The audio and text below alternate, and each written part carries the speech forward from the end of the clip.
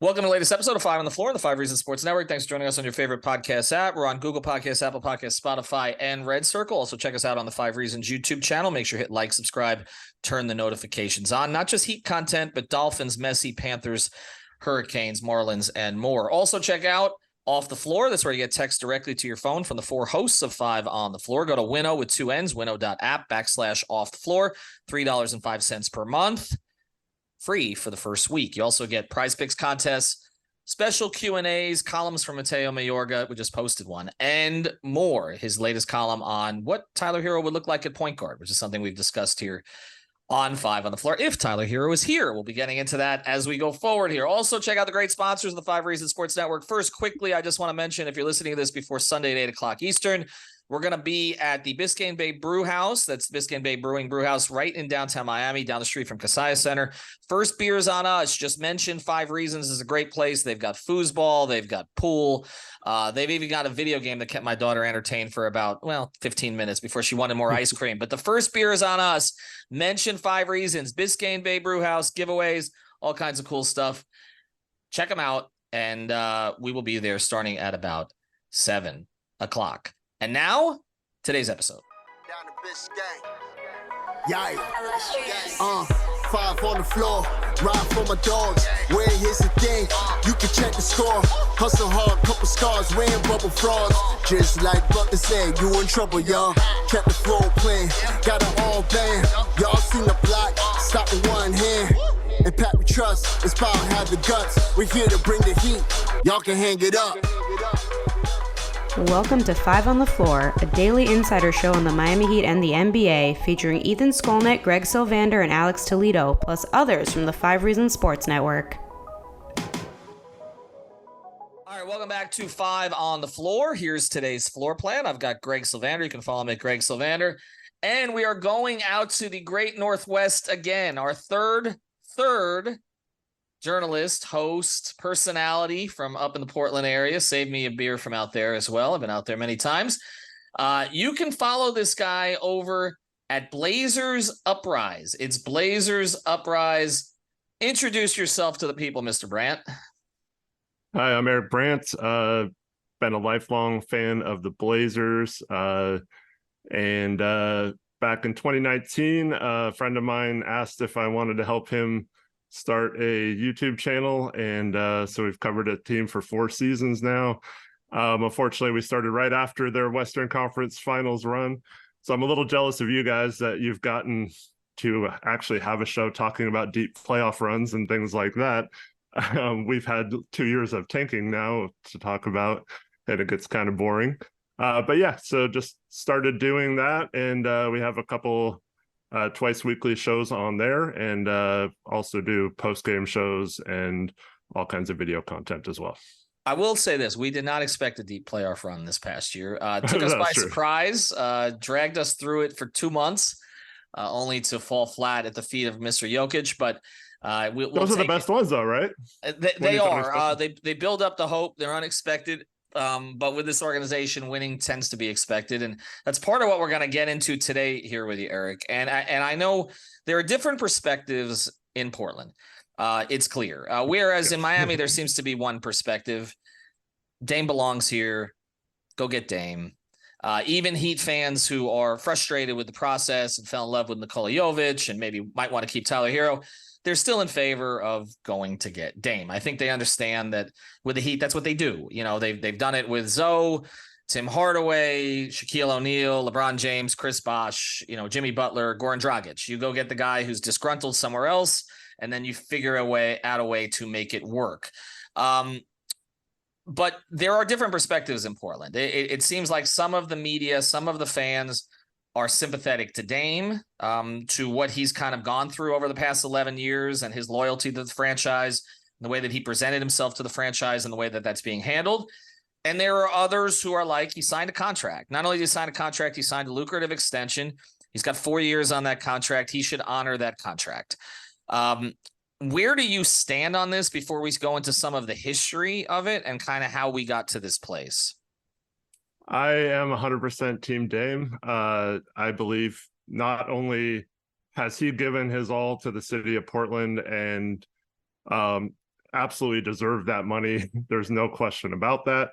But he didn't want the situation where Portland was rebuilding. He wanted to finish his career here, and he wanted to be a lifelong Blazer, and it was not his decision. And I feel like based on everything they told him, which we'll get into, he deserves to go where he wants to go and finish his career. And I believe he should be a Miami Heat. And I know I'm one of the few Blazer fans that feel absolutely that Dame deserves to be a Miami Heat player. And that's going to rub a lot of Blazer fans the wrong way. But I think that man has absolutely deserved to pick where he wants to go. And I don't think the package is as bad as people make it out to be either. But yeah, I just think Dame deserves to be on Miami, and I would love to see it because that would be a dang good team in my opinion. So Heat fans are already on your side right off the bat, but not placating. That's how I really feel. And I know you're not, but kind of the behind the scenes, how we came together to do this episode is we really were interested to hear the perspective of how the heck they got here. Cause we'll finish with where we think this finally ends up, all three of us, but the value to you coming on our show is that we don't know what the hell the ins and outs have been with Dame. I mean, we've heard stories. We obviously know that the list of superstars and all-stars that got traded to Portland to play alongside him is non-existent, and that's a tough pill to swallow. So I'm going to shut up, and I'd like Eric to take the floor and kind of give us an idea of what the heck happened over the last 2 years. And if we need to stop at some point and unpack a situation, that's cool as well. So no need to rush, but where the hell do you start 2 years ago? Well, feel free to interject if you want to say anything about anything I bring up. So basically, in the summer of 2021, there were rumors that Dame was unhappy. He was playing with Team USA. And there were even reports that he was going to demand a trade at a press conference after one of the practices. And Dame never actually got that far. He says that was the first time he ever contemplated it. But he had a talk with his dad, and his dad kind of reassured him that, that's not in your character to go against what you've been saying for years. And so Dame wanted assurances from the Blazers that he would be staying to a team that's committed to winning a championship. That was first and foremost, because he didn't want to stay and make that dedication to them despite flirting with maybe wanting out if they weren't also still committed to building a championship.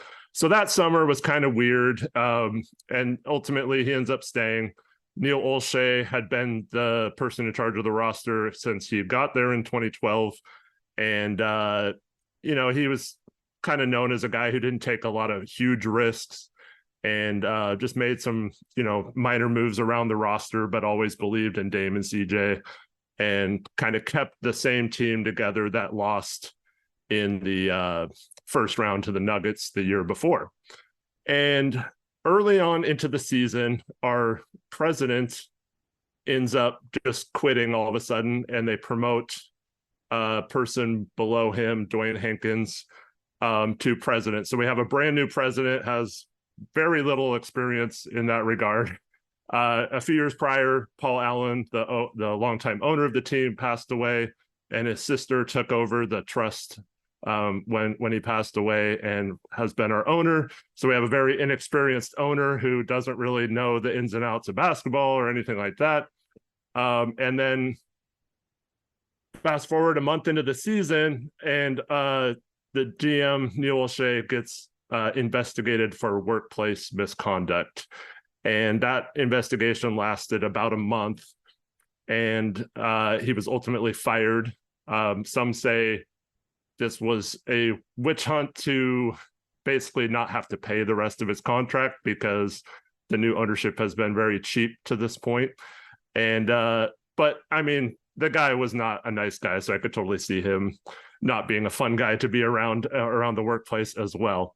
But in steps Joe Cronin as the interim general manager. And this was back in December of 2021.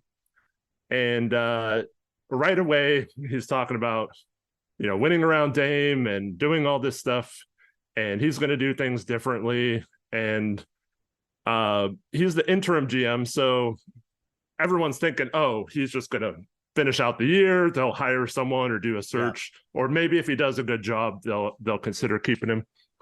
They didn't interview a single person for that job. Not one. Didn't make any kind of, like form a search party or whatever.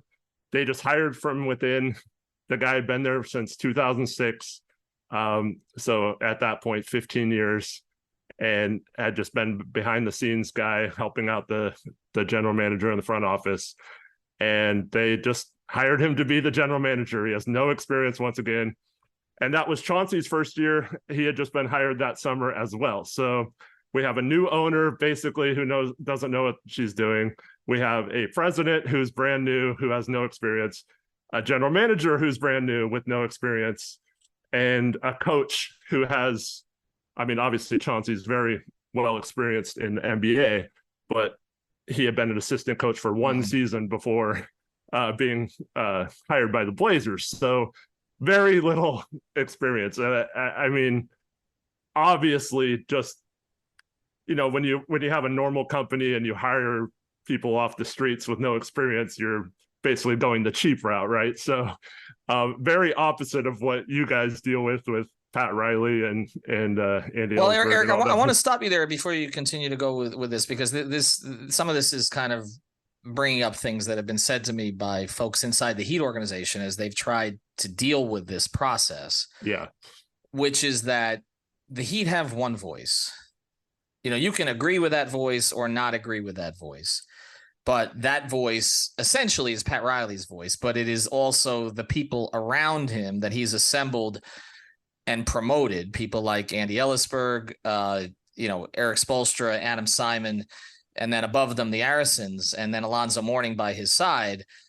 That crew they essentially are now. Ruth Riley's in that a little bit as well. It's one voice, like who you're dealing with. And what keeps getting said to me is we don't know what the Blazers' voice is.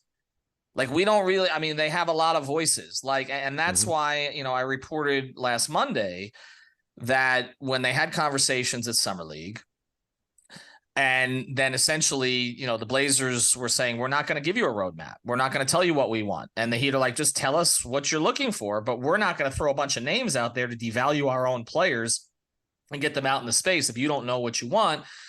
And essentially just said, listen, call us when you get your own house in order. And that was mid-July. And now we're in mid to late September. 2 months later. We're 2 months later.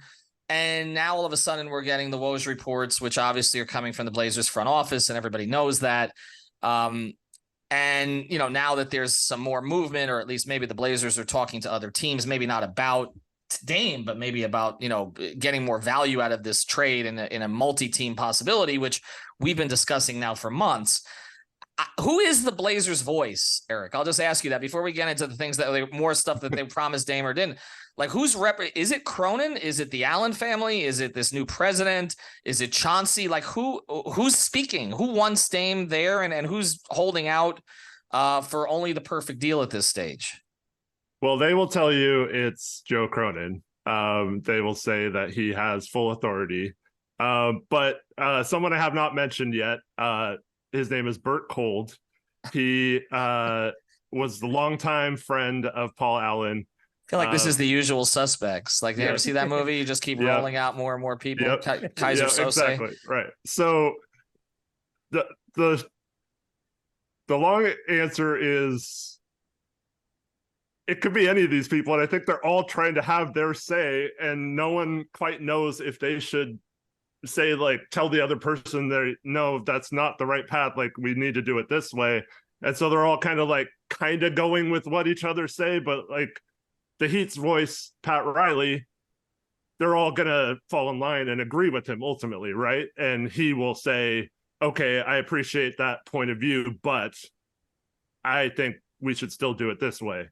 And so everyone's like, okay, well, maybe we should kind of do it this way and then kind of do it that way. And and then it just becomes a mess, and then you have no idea who you're supposed to talk to, or who's in charge, or who has the final say, or who ultimately will even like accept a Dame trade or whatever. And so I really don't know. Like I think it's Joe Cronin. I think he has full autonomy to go after and talk to the Heat and all these other teams and present the trade to Jody Allen and Burt Cold.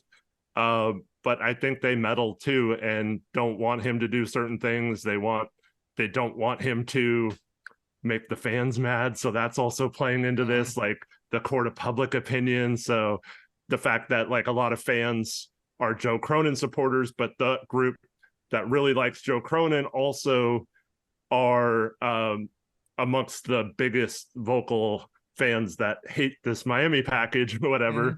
So like you're basically going to make the one group that's like had your back this whole time like mad if you make the Miami trade. Like, so there's just a lot of weird dynamics, and it leads to confusion, and it's really hard to understand exactly what their plan is, because a real an experienced GM would have sat down basically on July 1st or whatever day they finally talked to Miami and said, look, I know you don't have the best assets to trade for a superstar right now, but this is like the minimum to bring to the table if you want to discuss Dave, and then just leave it at that. And then the Heat know exactly what they have to do if they want to call Joe back and talk to him about a trade.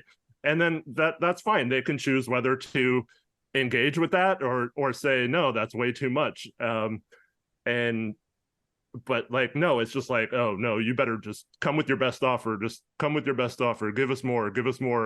It doesn't say what you want that to be. And that's got to be frustrating for other teams. And the other problem with that, and we're going to go to break, and then I want to get more into the Dame backstory with the Blazers, and then we'll kind of project forward. But the other problem with that is that, you know, if Tyler Hero is a piece on this trade, but is the best asset that the Heat can offer, and we can argue about whether he is or he isn't. Greg and I have done that on many podcasts.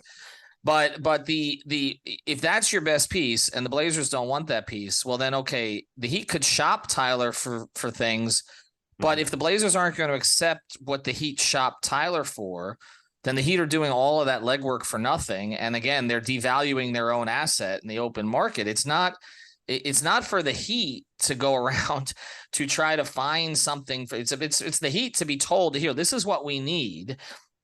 If you get it, we'll make a deal. And that has not been done to any degree. And so it paralyzes the entire process, because again, it's not for the Heat to go to Brooklyn and OKC and San Antonio and all these other teams and say, okay, what will you give us for Tyler? And then all of a sudden you've got reports that the Heat are shopping Tyler Hero to San Antonio, and then maybe Dame Lillard's never available to them. I mean, it's on Portland. So after the break, I want to get a little bit more, because I cut you off there, but I want to get a little bit more about what exactly Dame was promised by the organization prior to the end of last season, when he was shut down for the end of it, which was in one of his healthiest recent seasons and his most productive recent season, shut down so that the Blazers could soft tank, and what that was supposed to be for. And then exactly how then, after what he was told, you expect him to come to camp. I'm not you, but the Blazers. Right. And then also expect this team to be turned over to the number 3 overall pick in the draft, who plays the same position. And why the Blazers would even want Dame there when they want to keep their lottery pick, make it as high as possible, and again, turn their team over to their young guards. So we're going to get into that stuff as we go forward, stuff we've discussed, but I want to get Eric's perspective on it. I do want to mention a couple of great sponsors of the 5 Reasons Sports Network. Our friends over at Prize Picks. Use the code 5 FIVE, get that initial deposit matched up to $100. Catch our Prize Picks shows on the YouTube channel. But again, use the code 5 FIVE. You get your initial deposit matched up at $100 as the official fantasy partner of the 5 Reasons Sports Network and of 5 on the Floor. And of course, you can play NFL for NFL Sundays, Mondays, Thursdays, NBA, MLB, NHL. It's all there. Go to Prize Picks. Also want to mention Water Cleanup of Florida. We always talk about what you can do after the fact, or what they can do after the fact when you have leaks, mold damage, etc. They're based in Boca Raton, but they service all the counties down here. But you want to get in their preventative program, because we know the insurance companies don't always take care of you. So check them out at WCUFL.com, WCUFL.com. reach out to Michael, Robert, and their team, 954-579-0356, 954-579-0356. And maybe Michael can listen to the episode and you won't have to ask me directly when Dame's coming. You can just listen there. If you got the schmutz, Greg? They got the guts. All right, let's get to it. Next part of this. All right, so now we're at the point where we're talking about all these voices behind the scenes, Eric. What are these voices telling Dame Lillard? During last season, you talked about 2021, but during last season, towards the end of last season when he sat and into the draft this year. Yeah, well, actually, it goes back to 2021 because Joe at his intro press conference said that he talks to Dame all the time. Dame said he'd been talking to Joe just in passing. They'd been here the whole time together. And so they said they had a really good relationship and were completely transparent with one another. And this whole time, Joe's telling him his plans for how he wants to compete, and he's super competitive and he doesn't want to be good. He wants to be great and burst through that ceiling and all that. So fast forward to the 2021 trade deadline where the Blazers trade away Norm Powell, Robert Covington, CJ McCollum, Larry Nance Jr., a bunch of quality rotation players, and get back very little. No offense to Justice Winslow, who you guys probably know very well, but like he had barely been playing on an injured Clippers team at the time, and we get Eric Bledsoe back, who never even plays a game for us, and that it was supposed to be set up so he's telling the fans at his press conference, that trade deadline, and Damian Lillard, don't worry, this season has been a disaster. You got your surgery finally. It's just one season of tank. We're going to move on. And we have set ourselves up with this financial flexibility. We have all these trade exceptions and cap space and blah, blah, blah. We're going to build the foundation of a championship team over the next few years using those assets from the trade, which I'm still questioning what assets you really got in those trades. But so Dame's like, okay, perfect. I'm hurt. We take 1 year off.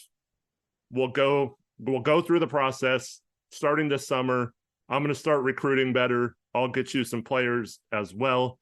And so Dame actually goes on the mic last game of the season and tells the fans, I promise this is one season. We will never do this again. We are not about that. We thank you for bearing with us for this one season. But I will not let this happen again. Okay. Mic drop, leaves. And so go into the off season, and Joe's promising, big moves and all this stuff. But he's also kind of hedging his bets at the same time. Like he'll say that, and then he'll say, but it's really hard and it takes two to tango, and you have to, it's a process. It might take years and all this stuff. But he also says, like, you got to do it now, and we don't have a lot of time to waste because Dame's getting up there and stuff. So like, it's just all kinds of mixed messaging and stuff. But so Dame goes out and actually speaks to Jeremy Grant, who had been trying to recruit for a while. And Jeremy Grant, I have to give Troy Weaver, Detroit's GM, a lot of credit. He signed there when he was being offered the same contract by the Denver Nuggets. And he actually went there, and Troy Weaver allegedly gave him the promise that because he was willing to go there when no one else really would at the time, he would take care of him if he ever wanted out. And Jeremy, to that point, had not wanted out at all. He had, like lots of teams had called about Jeremy, and he was happy in Detroit. But finally that summer, he was like, okay, it's time. I want to go play with Dame. And so Dame recruits Jeremy to come here. And it was the perfect situation for Joe Cronin, because they're all worried about the tax and all that kind of stuff. Jeremy's only making $20 million, so you don't have to worry about paying him. He's got 1 year left on his deal, so you can get out of it if something happens. Now we know it ends up being to where they re-sign him, but at the time, like a lot of superstars, Jeremy's not a superstar, but like if you trade for a player that you're talking about winning with, it's a lot of times a max contract or things like that. And the Blazers, another thing that goes against trying to build a winning team is it's really hard to do if you're constantly worried about oh, next season will be a little bit into the tax if we make this trade this season and stuff like that. So a lot of their moves have been based on years down the road staying out of the tax for multiple seasons. And I mean, the Heat have done a great job over the last couple of years of ducking the tax around the trade deadline, but you can't really make all your decisions based on that. It might change in the new CBA. But so they get Jeremy Grant and they head into the draft in 2022 and they have the 7th pick. They were hoping to move up, but it didn't happen. But they end up drafting Shaedon Sharpe. And the reports that Dame at that time didn't want to draft or whatever, I've heard that wasn't true. I heard that Dame, when he saw what it would take to get like a OG Anunoby or something, that he was fine with keeping it. And then he also started to like Shaedon Sharpe in some of the workouts, actually had like a second secret workout. And he was fine with doing that, as long as then in free agency or then in trades in the future, you then make those win now moves. You can't just keep making the young moves if you're not going to make also sign some veterans or do something. So they go into free agency and they end up signing Gary Payton II, who's another guard after drafting Shaedon Sharpe, who's a guard. And they already have Anthony Simons, who they just traded CJ and Norm away to clear a path to play for, so he could get playing time and ascend. And he had a great stretch before he got shut down before the tank the year before. And so, like, I mean, Dame liked Gary Payton, but he's not a big man. We've needed front court length and defense and stuff like that. No, he's a great defender, but he's still a guard at 6'2" or whatever. So then they sign like Drew Eubanks to be the backup center. And no offense to Drew Eubanks, but that's not like turning like doing anything for us like long term. And so they don't make any other moves really that summer. It's all just like little stuff like that. And they go into the season once again ducking the tax. And not only that, but the signing of Gary Payton hard capped them. And they didn't say anything until I think it was like September that he was hurt and was going to miss training camp and stuff like that. So they signed an injured player, but then they get off to a good start and they're like 10-4 and things are going great. Everyone's happy. Dame's happy. He had tweaked his calf and missed a few games, but the team won a couple games without him and things were going well.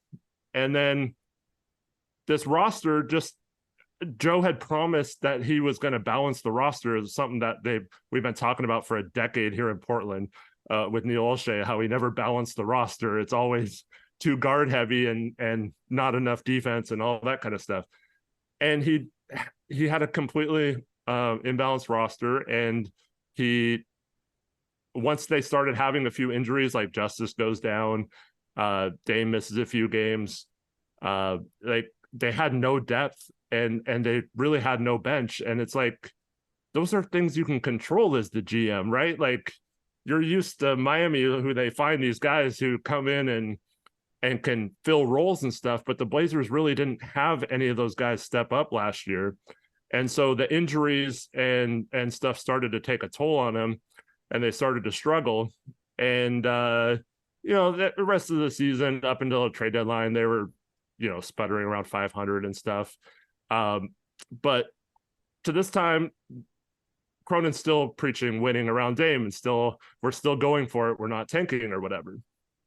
And then we get to the trade deadline of 2022 and we trade away our starting small forward and we get a draft pick and Matisse Thybulle came back, but other than that, it was all like project guys like Cam Reddish and Kevin Knox and stuff like that. It wasn't anyone that would you'd think would bring in to go on a playoff run or try to make the last playing game or whatever.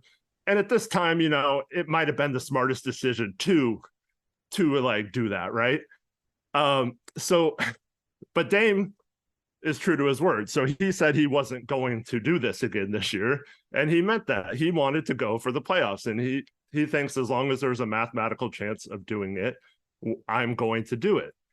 And we completely glossed over. Sorry, there's so much stuff to the story, but the extension happened that season, that off season as well.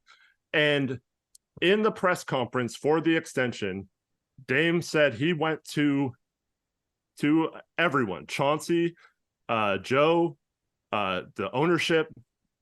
Are you dedicated to winning before I sign this contract? Because I only want to be here if we are all on the same page and are not going to do this crap ever again, the tanking from the year before. I want to win here in Portland. Are you all with me? And they all said 100%, absolutely. We are in this with you. Wow.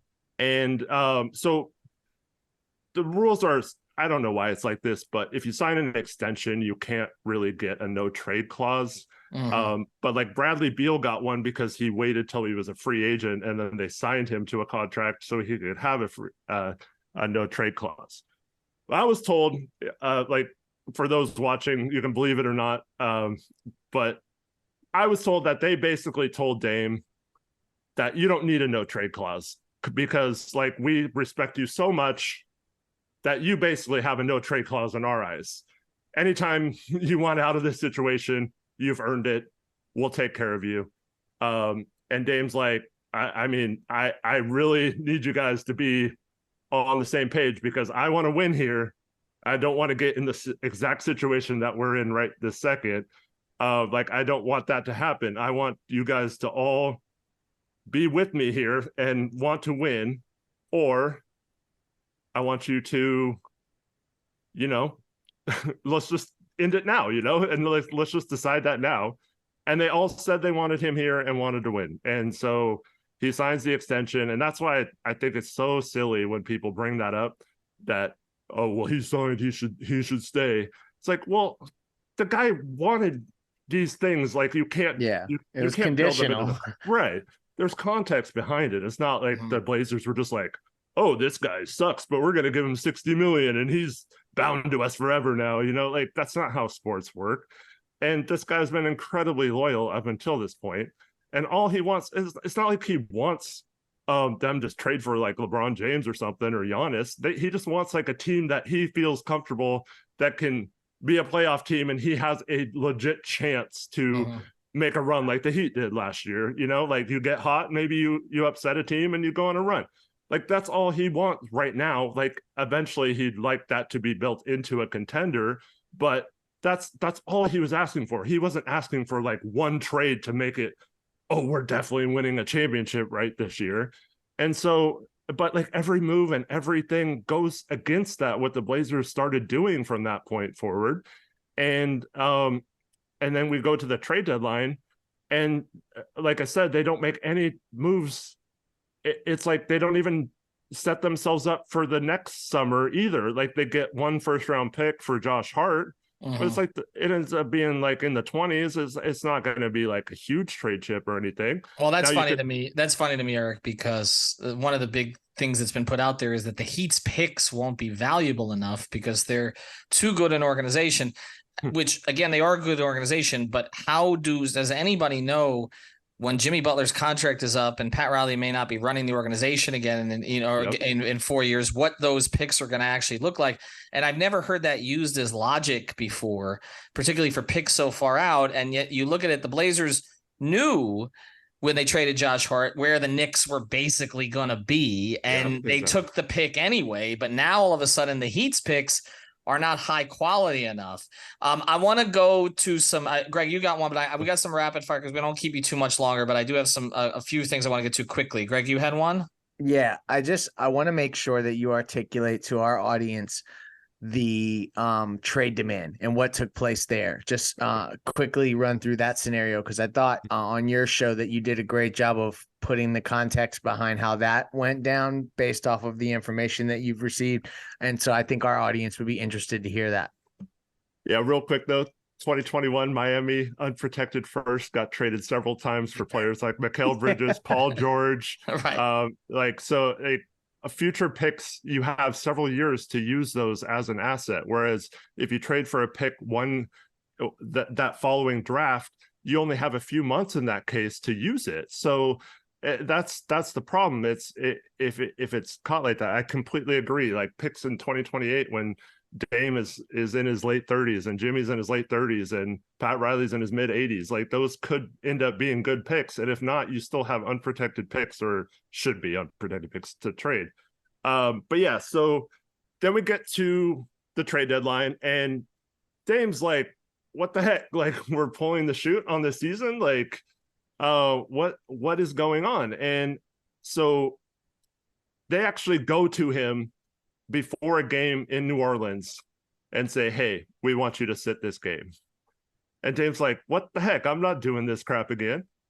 And they're like, "Dude, like we need as good of an asset as possible this summer to win for you, right?" Can you imagine the Heat doing this to Jimmy? No. I mean, Jimmy would take it off anyway because he just say, but they'd be going to the playoffs, so right. It's a little bit of a different situation. Anyway, continue. I'm sorry. But Dave's like, we're 3 games out of the play-in or whatever. Like I can't take a game off if we want to go for it. So are we not going for it then? So they convince him that it's best for them, or for him, starting next year, because they're not going to win a championship next year. I mean, we all know what happened with the Heat. They almost won a championship in that almost similar situation, but they weren't going to win. So they wisely, I think that was smart. Like, get as good of an asset as you can and use that to your advantage to win that summer.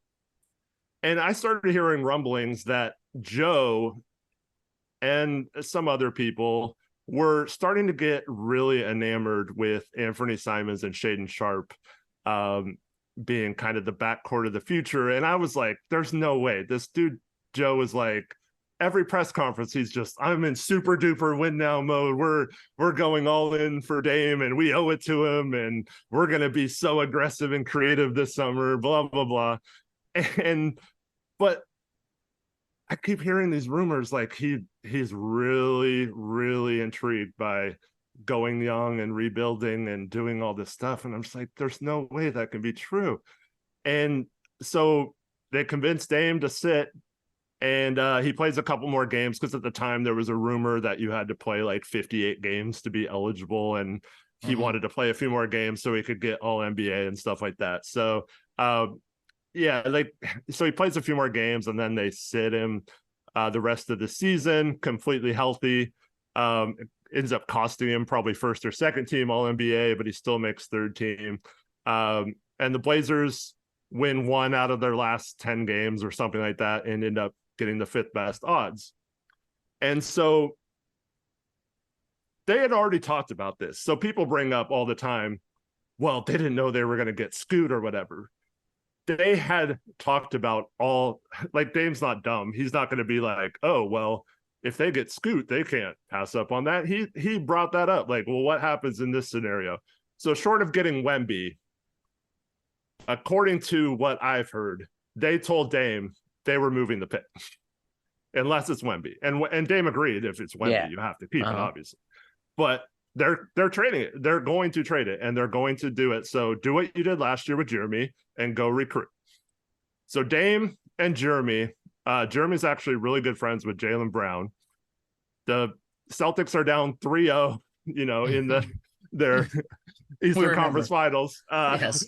And but before the playoffs even started, apparently Dame and Jeremy had, kind of talked Jaylen into considering leveraging his 1 year left on his contract to come to Portland. And Boston historically has been, I wouldn't say cheap, but they don't like go super deep into the luxury tax. And Jaylen's a good player, but they knew they would have to pay him what they ended up paying him, 5 years, $305 million.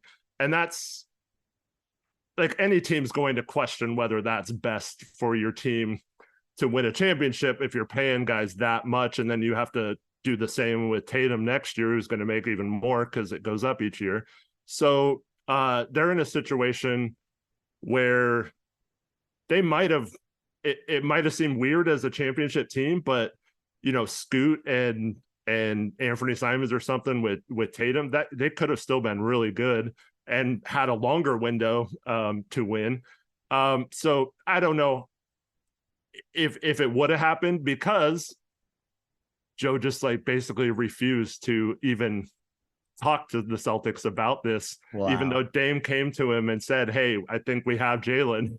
And Cronin's like, "Oh, okay," but like he never actually engaged with the Celtics about it and stuff. And the same goes with multiple other players that they could have potentially gone after, but every rumor you heard was players that were pretty much untouchable for the third pick.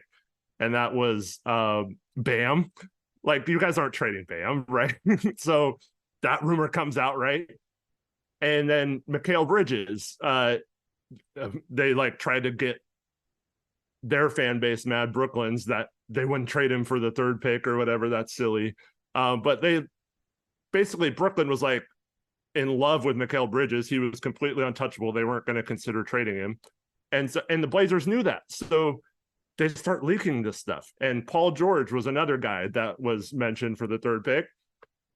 Ballmer's opening a new stadium or a new arena in LA. He's not going to rebuild and trade Paul George this summer unless it's for another star player where they can prop up. They're not going to go into that new arena with like a young rebuilding roster that's not good. So it was all guys who were not attainable, really. And so they purposely leaked all this stuff just so it looks like they really tried hard. Look at all these guys they went after. They tried to get Paul George, Bam Adebayo. What is Joe supposed to do? No teams will trade with him, right? And that's the kind of messaging they're trying to tell Dame and stuff like that. And Dame's like, nah, man, like, you promised me you're trading this pick. It's either the pick or me. And they chose the pick. They chose Scoot. He fell to third. I don't know what happened if the Hornets take him at 2 like they should have. But so then Dame's like, what the heck? And then we had this awkward press conference that night where Joe's still saying he's 100% committed to winning with Dame and all this stuff. And Dame's just like, dude, quit saying that, man. Like, quit saying that. You keep saying you're committed to winning with me and then do nothing to show that you are committed to winning with me. And now we have 3 rookies. You didn't even try to trade the 23rd pick, which Joe said in his press conference that as long as Chris Murray was on the board, they weren't trading that pick. And so, like, he didn't even try to trade that pick. He didn't take phone calls on the 3rd pick since Tuesday. The draft was on Thursday. He told Dame on that Tuesday that they were likely trading or keeping the pick, even though they were for sure keeping the pick. They didn't even try. That it was rumored, like Hyken, Sean Hyken, who you said you've had on your show before. He was saying that if that pick's going to be traded, it's going to be the 5 minutes of the draft time, right? Because that's when it has the most value. They didn't even take calls during that time because they had already decided that they were in love with Scoot and keeping it. So Dame's like, okay, we've talked for 2 years now about transparency. We've been in each other, like, I've been in your office. We talk all the time. You've told everyone we talk all the time. You've told everyone you're committed to me, but every single thing you've done since you've taken over is basically against that. It's like the opposite of what you're saying. So, like, what is going on? And so he asked for a meeting, and he goes to that meeting on June 26th. And basically Dame says, I want out. I'm sick of this. You told me you were trading the pick. Now you're keeping it. And not only did you keep it, but it's a guy who plays the same position, who needs minutes and should get the keys right away if you're rebuilding. Like, it's stupid to have me around. And so he listed several teams that he would be willing to go to. Obviously Miami is his preference and has been his preference all along, but there were other teams on his list. And Joe was still saying, oh, don't worry, we have a bunch of stuff lined up. There's still things that could happen between now and the trade deadline, or not the free agent period starting and all this stuff, like, just wait, like we'll trade for someone. But like, so Dame's like, dude, just stop with the freaking trying to win with me and all this stuff. Like, quit telling the media that that's what you're wanting to do. Like, just come on, man. Like, what is, like, you say you're transparent, let's be honest, or whatever. And so Joe was like, no, I still, like, Dame, I still want to win with you and all that. Like, give me a week or whatever. And Dame's like, fine, but don't say anything about wanting to win with me anymore. And Joe's like, oh, I have these teams lined up still, like, blah, blah, blah.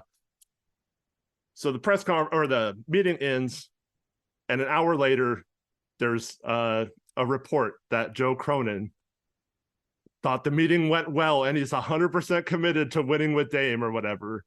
And Dame and his agent are just like, dude, what? That's when they knew they couldn't trust the guy anymore. They could absolutely not trust him. Dame has not spoken with him since June 26th. After they talked almost every day, like Dame didn't just switch up overnight or anything like that. So yeah, go forward to then this is kind of funny. Apparently Dame's agent, Aaron Goodwin, called some of the teams that Joe had been saying he was close to deals on, and they said they weren't even talking to the Blazers at the moment. So those were all complete lies to Dame's face, someone who's been loyal to you for a decade, and you've been promising that you are going to win around. And you told him to his face that you had stuff lined up. Nasty. And they called and did that. And so why did Dame switch up? And all of a sudden, like, I don't agree with his agent coming out and saying only Miami. I still think that was kind of a mistake on their camp's part.